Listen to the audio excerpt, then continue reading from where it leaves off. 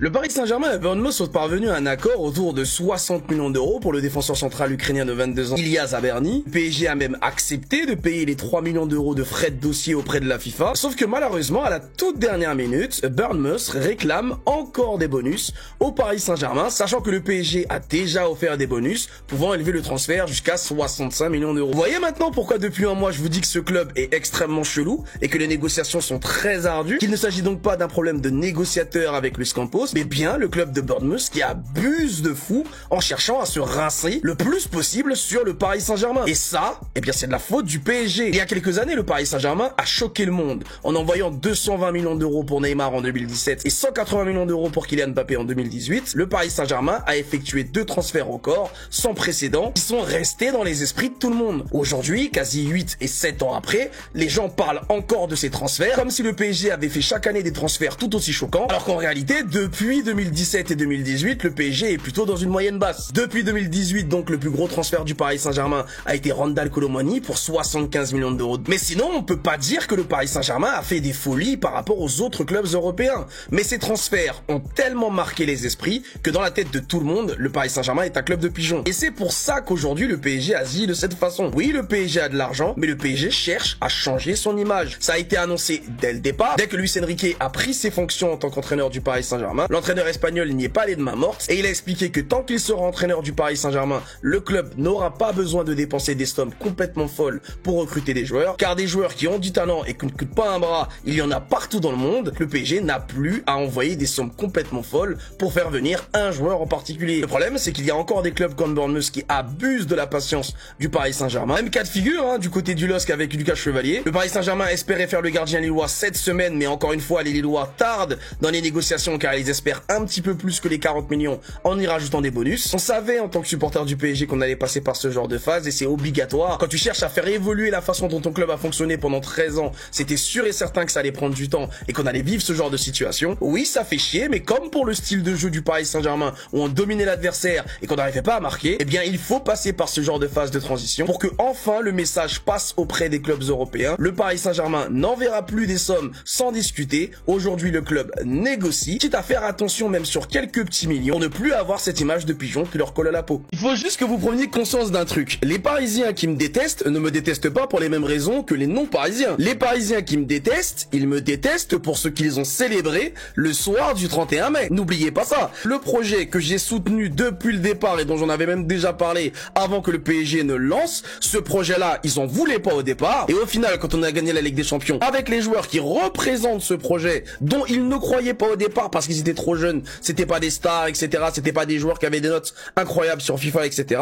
Bah ils ont célébré quand même et ils étaient contents de la victoire du PSG. C'est ça qu'il faut pas que vous oubliez. Donc ces mecs-là qui me détestent, en soi-disant ils supportent le PSG mais ils me détestent, ces mecs-là me détestent parce qu'ils avaient simplement pas la vision à l'époque. Alors que les non-supporters du Paris Saint-Germain, mais déjà eux ils me détestent de base parce que ils aiment pas les Parisiens de base, ils aiment pas le PSG, tout ce qui se rattache au Paris Saint-Germain déjà de base ils aiment pas. Donc on part déjà avec les dés qui sont pipés. Et pour aimer les Parisiens, il faut que ce Parisien-là soit mais dans le suçage. T'as jamais vu ça? Il faut qu'ils passent son temps à brosser leurs équipes, à dire que leurs équipes sont incroyables. Faut que ce mec-là mente comme pas permis pour que dans leur communauté ils l'acceptent. Moi j'ai décidé de pas être hypocrite. Point. C'est tout. Moi j'ai décidé de pas être hypocrite. J'ai le droit. Les Parisiens qui me détestent en vérité, c'est juste des mecs qui sont allés trop loin dans la haine quand on gagnait pas la Ligue des Champions et qui aujourd'hui ils sont allés trop loin dans la haine et ils peuvent pas faire demi-tour. Pas venir s'excuser et dire ouais effectivement je t'avais insulté parce que je croyais pas en ce projet. Au final t'as eu raison de le soutenir en fait. C'est tout. Personnellement les gars, je vous le dis, je m'en fous complètement. C'est vous qui arrêtez pas de m'en parler. Moi je vis très bien avec ça. Tant que ma famille et mes gosses me détestent pas, la haine de ces mecs là ne me touchera jamais, vraiment. Je vous l'ai déjà dit et je vais le redire. Le Ballon d'Or 2025, ça sera une récompense exceptionnelle. Soit le premier latéral de l'histoire, soit le plus jeune joueur de l'histoire. Et je vous dis, ça sera le premier latéral de l'histoire parce que Achraf Hakimi a défié tous vos codes du Ballon d'Or. S'il ne la gagne pas après la saison qu'il a fait, il n'y aura plus jamais un espoir qu'un latéral l'approche.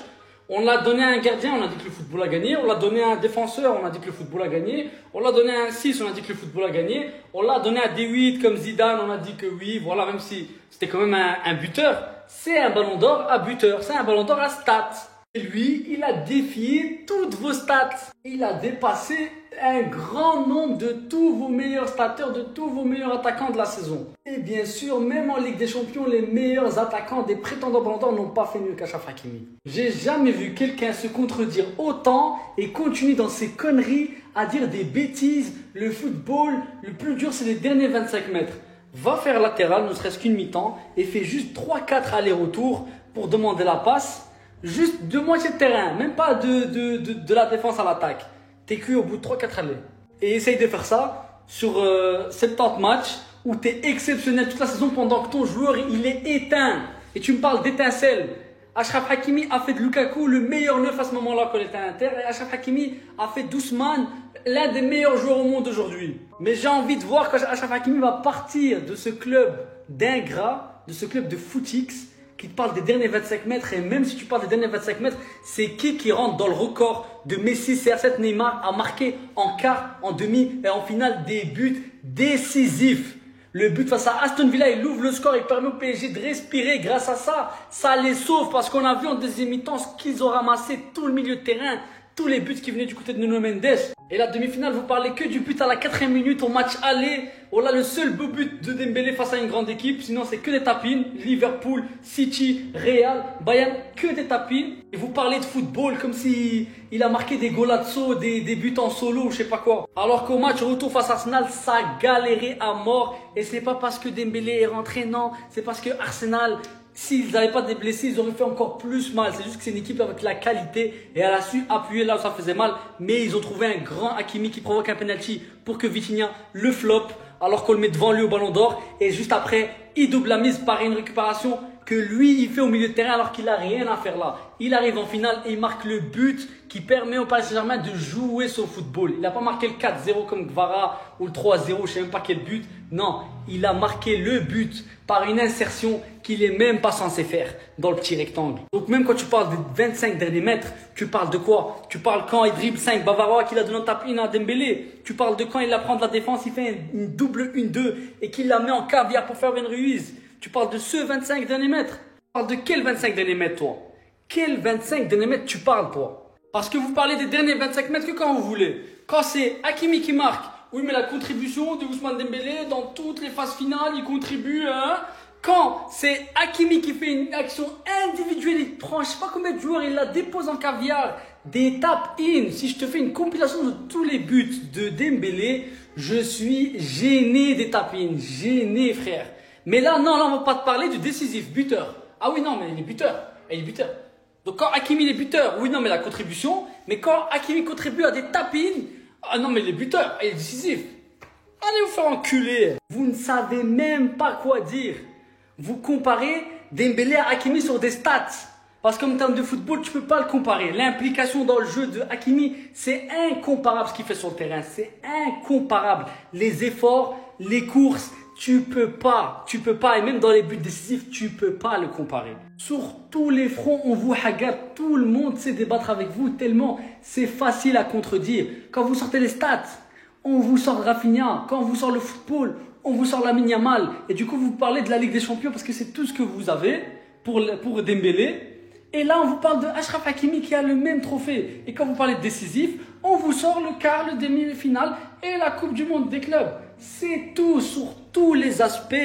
Ça vous hagarde. C'est tout. Et de ça, 2 jours, on fêtait les 8 ans jour pour jour du transfert de Neymar du Barça au Paris Saint-Germain. Forcément, ça m'a donné une petite idée de vidéo. Toutes les communautés qu'on connaisse, celle du Barça, celle du PSG, celle du Real, etc. Il y en a 2 qui s'entendent vraiment pas très bien. J'ai nommé le Paris Saint-Germain et celle du FC Barcelone. Et donc, après avoir discuté avec pas mal de supporters barcelonais et pas mal de supporters parisiens, j'en suis venu à la conclusion que la raison pour laquelle les supporters du Barça détestent le Paris Saint-Germain, je dis bien détestent parce qu'il y en a tellement, à cause de ce transfert, principalement. Et donc, je vais demander aux supporters du Barça d'être honnêtes. Est-ce que vous l'avez pas mauvaise que Neymar ait signé au PSG au moment où il était le plus fort? Soyez honnête. En fait, même moi, en tant que supporter du Real, et d'ailleurs, je ne déteste pas le Barça, loin de là, je n'arrive pas à les détester juste parce que je suis supporter du Real, faire semblant. c'est pas trop mon délire. Même moi, en tant que supporter du Real depuis toujours, j'étais choqué. En fait, le monde, on était tous choqués quand Neymar il a signé au PSG. Parce que c'était inattendu, le prix, le contexte. Et ça a tellement dû choquer les supporters du Barça qui se sont jamais remis de ce transfert, en fait. Jusqu'aujourd'hui, je sais qu'ils ont une petite rancœur et qu'ils le diront jamais ouvertement. Parce que très souvent, quand on pose la question à un supporter du Barça et qu'on lui demande les raisons pour lesquelles il déteste le Paris Saint-Germain, parce que tu as limite l'impression que c'est un packaging. Ça fait partie intégrante de la mentalité Barça de détester le Paris Saint-Germain, si vous voulez. Quand ils énumèrent les raisons pour lesquelles ils les détestent, souvent c'est les mêmes choses qui reviennent. Ouais, mais ils sont arrogants, les supporters du PSG, ils sont hautains, ils se la racontent et tout. Je suis pas sûr que ce soit la raison pour laquelle vous les détestez, en étant très honnête. Je pense que c'est le transfert de Neymar, le fait que les meilleures émotions en tant que supporter du Barça que vous ayez connues, ce soit pendant la remontada face au Paris Saint-Germain, vice-versa d'ailleurs, je pense que les supporters du PSG, énormément de supporters du PSG détestent le Barça à cause de ce jour-là. Et je les comprends en vrai. Parce qu'ils se sont fait voler. Jusqu'aujourd'hui, qu'on le veuille ou non. Pour moi, c'est l'un des plus grands vols qu'on ait connu dans l'histoire du football. Mais tranquille, ça c'est une autre discussion. Et le fait que, à la fin de son cycle au Barça, Messi les signé au PSG. Ça aussi, c'est venu aggraver la haine qu'ils avaient envers les supporters du Paris Saint-Germain. Dites-moi ce que vous en pensez. Je suis pas là pour créer des mini-embrouilles ou quoi. Juste, j'aimerais éclaircir quelques points à ce sujet. Vous me permettez, ne venez pas vous fâcher en commentaire. Restez sobre, abonnez-vous les gars, ça travaille. Les gars, j'ai une théorie sur pourquoi notre mercato met autant de temps et pourquoi ça avance pas. Je pense que le Paris Saint-Germain est sur une nouvelle étape. Après avoir réussi à supprimer cette image de club star, rempli d'ego, rempli de polémiques, maintenant on s'attaque à l'image de pigeon qu'a le Paris Saint-Germain. Et ça va mettre du temps. Parce que pour Nasser, pour Luis Campos et pour Luis Enrique, c'est beaucoup plus facile de faire changer les mentalités en interne. Que ce soit dans la nouvelle politique de prolongation des joueurs, que ce soit comment on vous laisse partir du club. Tout ça, c'est plus facile en interne que de faire comprendre la nouvelle mentalité du club à des gens extérieurs au club. Parce que même si on a gagné la Ligue des Champions, cette image de pigeon, elle nous colle à la peau. Cette image de Messi, de Neymar, de Mbappé, qui ont pris des salaires exorbitants, ça colle à la peau du Paris Saint-Germain. Et on a surtout un effectif qui nous permet d'être sans pitié dans les négociations. Contrairement aux autres années, on était obligé de céder parce qu'il y avait des manques. Cette année, on n'est pas obligé. On a une attaque extraordinaire, un milieu extraordinaire, une défense extraordinaire. On a un gardien extraordinaire. On n'est pas obligé de tout changer. L'aventure de notre Titi parisien, notre soldat Presco, est terminé au PSG malheureusement. La dernière image qu'on a de lui au PSG, c'est lui-même en train de pleurer avec Marquinhos pour célébrer la LDC. Et franchement, je suis très content que ce soit la dernière image qu'on ait. Ça se finit bien malgré tout. Parce que Paris est prêt à laisser partir Presnel Kimpembe. Voilà, le club, ils veulent trouver un projet sportif adéquat à Kimpembe pour qu'il puisse se relever et avoir un nouveau défi. Dans quel club vous le voyez rebondir? Est-ce qu'il a encore sa place en Ligue 1, les gars? Ça, c'est une vraie question. Moi, j'en doute énormément. En tout cas, Kimpembe, c'est des bons souvenirs. On se rappellera toujours à vie du 4-0 contre le Barça à domicile où il a cadenassé Messi. Et quand il s'est sacrifié en faisant un tacle décisif contre Lille, on s'en souviendra de ces images-là. Je lui souhaite pas, mais je sens qu'il peut avoir un destin à la Umtiti qui va traîner de club en club pour essayer de se relancer sans jamais pouvoir se relancer. Ce serait triste pour Kimpembe qui a même pas 30 ans. Bon, on lui souhaite le meilleur. Merci pour tout Presco et force à toi. Bien mon contenu, t'es fan du PSG, tu veux suivre les news, mercato, etc. Moi je fais des vidéos tous les jours, donc abonne-toi, ça coûte rien. Et ça me donne la force de continuer à bombarder. Merci frérot. Ça les gars, c'est un coup dur pour tous les fans du PSG. Presnel Kimpembe pourrait quitter le PSG dès cet été, ou même dans les prochains jours.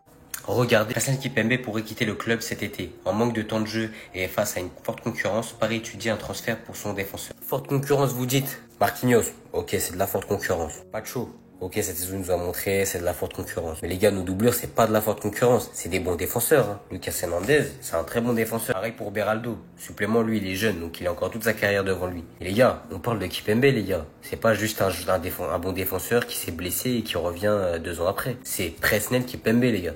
Genre le mec qui a passé plus de 10 ans au club. C'est vraiment un des piliers de ce PSG.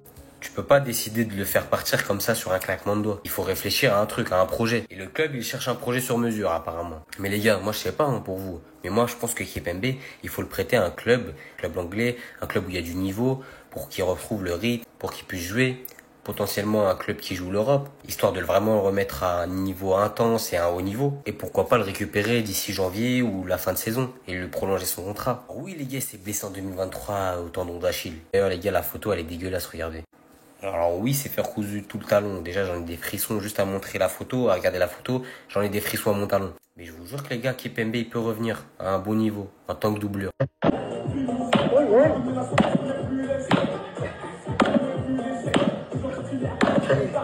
La saison 2025-2026 du Paris Saint-Germain sera 2 fois meilleure que la saison précédente, les gars. Parce que là, Luis Enrique, il est censé profiter de ses vacances. Mais non, le gars, il est chaud bouillant. Il dégage une énergie pas possible. Non, en tout cas, Luis Enrique, il mérite de revivre ça. Il mérite de danser du Matuidi Charo la saison prochaine encore. Parce que ce mec, non, je l'aime trop, les gars. Je l'aime trop, il a changé ma vie. C'est lui qui a changé ma vie. Regardez, il mérite trop. Comment ne pas aimer Luis Enrique, les gars? Comment ne pas aimer Luis Enrique? C'est le meilleur coach du monde. Je dis ça d'abord par pur fanatisme, j'avoue, mais c'est le meilleur coach du monde. Il fait partie des meilleurs coachs du monde. Il mérite tout ce qui lui est arrivé cette saison. Surtout après tout ce qu'il a vécu.